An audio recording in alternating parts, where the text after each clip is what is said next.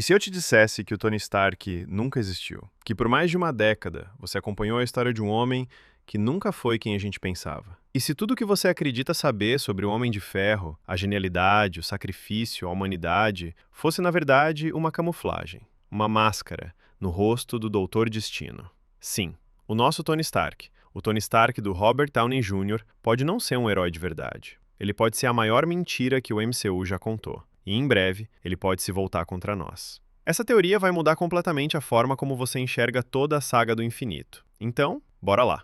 Tudo começa em Vingadores Ultimato. O Tony viaja de volta para 1970 e tem uma conversa com o pai dele, Howard Stark. Só que um detalhe estranho passou despercebido por quase todo mundo na época. O Howard menciona a esposa grávida. O problema? As datas simplesmente não batem para o Tony ter nascido naquela época.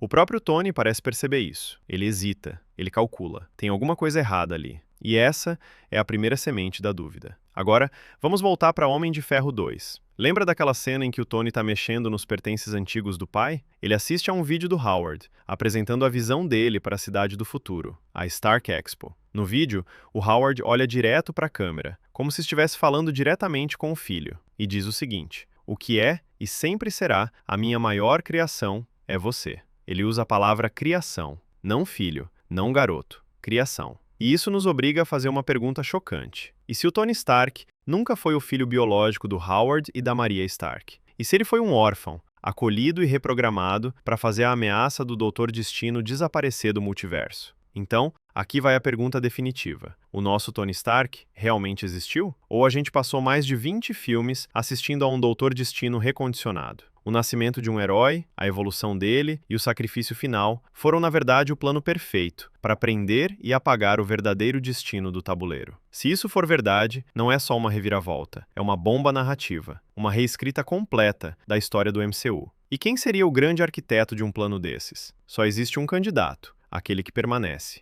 Para explicar como isso seria possível, eu tenho duas teorias. Teoria 1, a adoção. Victor Von Doom, talvez uma criança de outra realidade, é encontrado após o fim da Primeira Guerra Multiversal. Aquele que permanece apaga a memória do garoto, e ele é adotado e criado pelos Starks, para, sem saber, cumprir um grande propósito cósmico. A prova disso é a confusão do Tony com as datas em 1970, e principalmente o uso específico que o Howard faz da palavra criação. Teoria 2, a amnésia. Nessa versão, o Doutor Destino nunca foi apagado. Ele simplesmente foi feito para esquecer. Aquele que permanece não precisava destruí-lo, só precisava trancá-lo dentro de um novo papel, um novo nome, uma nova identidade: Tony Stark.